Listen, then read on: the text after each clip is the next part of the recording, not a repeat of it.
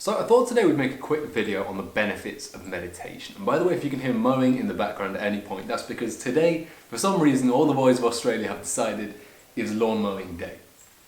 But let's go through the benefits of meditation. And the first one comes from a study that is really self-explanatory. It's a study by Julia C. Basso, published in 2019. And the study is called Brief Daily Meditation Enhances Attention, Memory, Mood, and Emotional Regulation in Non-Experienced Meditators. And the point of this study is basically that meditation improves one's ability to focus and their memory. They were like the two key take-homes of the study. And there was another study that also showed this, where basically they played people of varying degrees of experience with meditation. So some people who had never meditated before, some people who have meditated every day of their lives, let's say. They played them different beeps, or not different beeps, but a beeping sound 20 times. And the people that had never meditated before, and they scanned them through an fMRI machine. The people that had never meditated before, they showed kind of waning of attention by about the 9th or 10th beep, let's say. They lost focus, basically. But the people who'd consistently meditated, by the 19th or 20th beep, they were still focused. But what was interesting was that it wasn't because the meditators maintained their focus throughout those 20 beeps. It was because every time the beep happened, they could refocus much more quickly. So it kind of got me thinking, or not got me thinking, but the basic hypothesis that you can take from this is that meditation, and when people meditate and they say, oh, I can't meditate, my mind keeps wandering, that is the empowering part of meditation. That ability to refocus your mind, whenever your mind wanders, to bring it back to your central point of breathing, or like your third eye center, wherever you're meditating, or like an external point. The ability to refocus is the powerful part of meditation, because maintained focus in reality is just rapid refocusing. So that's the first big benefit that meditation has, is the ability to refocus increases. And you'll see that when you're working, for example. If you have bad focus, you'll constantly be kind of like diverting your attention to other things. But if you meditate consistently, you'll be more able to refocus quickly when that attention wanes. Very important thing. I mean, you might remember we spoke about transition periods in regards to like switching tasks. So there's another hypothesis that you could make, that maybe meditation would allow you to more quickly task switch. If it can let you focus more quickly, maybe it can let you switch tasks as well more quickly, which, as we know in this day and age, surrounded by distractions, is such an important thing to have. Then secondly, and kind of the biggest benefit for me, is it reduces activity in something called the DMN, which is a part of your brain called the default mode network, is what DMN stands for. And it's the part of your brain that's kind of engaged when you're doing nothing. So when you're sat idly and your mind is wandering, your DMN is active, it's ruminating, it's thinking of random things, it's maybe going into negative thought spirals or having positive thoughts even. And there was a very famous study published in 2010 by Killingsworth, which we've discussed a few times on this channel, but it was called A Wandering Mind is an Unhappy Mind. And this was a huge study. So they took maybe 2,000 individuals and they gave them each a phone, and every so often the phone would beep at random intervals. It would ask the people, what are you doing right now? Where is your mind? And what are you feeling? And people would answer various things, of course, but what the study found was two things. It found a trend that basically around 50% of people weren't actually engaged, or not 50% of people, but around 50% of times that people were asked, they weren't actually engaged in what they were doing. They were normally thinking about another thing. So maybe you know that experience when you're sat here, maybe even watching this video, and you're thinking about something else. You're thinking about your past, your future. You're thinking about another time, basically. But what else it found, which was quite interesting, was that whether or not these kind of thoughts were positive or negative, people actually felt worse when their minds were wandering than when they were fully present in the task. What that basically means is, even if they were thinking of something good, they still actually felt worse than if they just focused on even a bad activity. Very interesting study. Basically what it points to is that presence is such an important thing.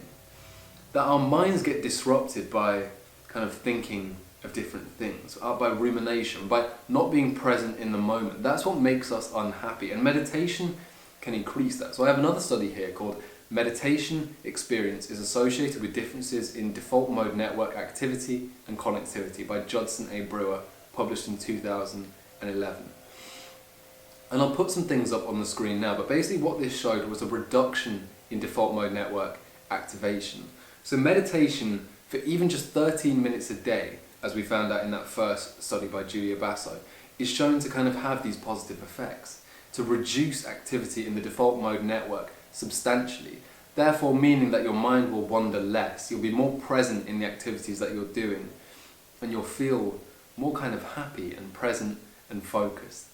Big things basically. And then the last thing that we have to talk about today, because things with this video, right, is I'm not going to talk about the basic shit. I'm trying to tell you about the benefits that you've not heard from before. I mean, I know, everyone knows meditation makes you calmer. I don't know, it helps you sleep maybe. It makes you feel more present. But I want to drill down into like the specific things that people don't usually speak about. So we've gone over increased focus or refocusing. We've gone over decreased default mode network activity. And now we're going to talk about decreased amygdala activation. So this comes from a study called The Impact of Short and Long-Term Mindfulness Meditation Training on Amygdala Reactivity to Emotional Stimuli by Tammy et al., published in 2018. And then another study that we can also reference, which showed very similar things, but in a more general context. It applied it to times when you weren't even meditating, was effects of mindful attention and compassion meditation training on amygdala response to emotional stimuli in an ordinary non-meditative state by Gael Desbordes, published in 2012.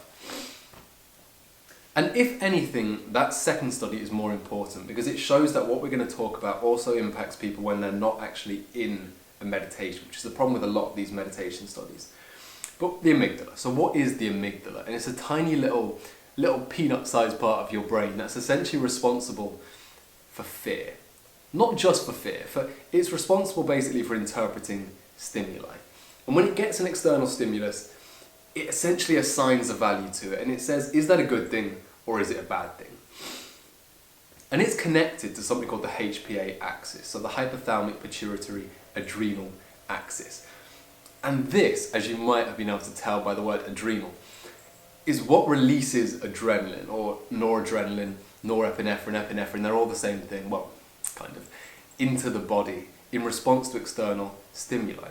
And of course that has knock-on effects. It triggers sympathetic arousal, which increases your heartbeat, increases your blood pressure, does all of these things, diverts blood away from your digestive system and from your genitals and whatever.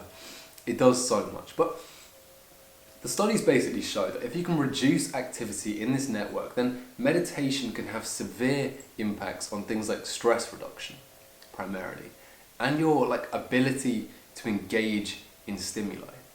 So there's a hypothesis that you can draw here that meditation perhaps might actually decrease the sort of fear or stress that you get from external stimuli. So next time something bad happens, you don't react to it as strongly as you might if you weren't meditating.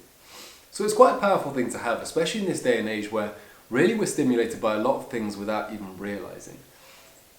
Every time your phone buzzes or a car beeps its horn or the fucking lawnmower people consistently out there mowing the fucking lawns, there is some sort of stimulus and your brain is reacting to it in some sort of way. But meditation is shown to reduce that reaction, and that's such an important thing. If you go and watch our video where we spoke about the sympathetic and parasympathetic nervous systems, on the video on why you're always tired, it was called, you can basically see why things like chronic activation of the sympathetic nervous system are so bad for us. And meditation, in a very real way, can reduce that chronic activation by reducing activity in the amygdala. It's such an important thing, so definitely try it out for those reasons. And go and watch that video, it's a great video that we did. But yeah, that's basically it. So they're the big three benefits that most people don't really talk about. So alongside all the things of increased memory, increased sleep abilities, increased calmness and presence, you have increased ability to refocus, reduced mind-wandering rumination, which is so important for good mental health, and finally reduced activity in the amygdala. So if you gained any value from that video, drop a subscribe. Manifest excellence, brother. I'm so proud of you. I'll see you tomorrow.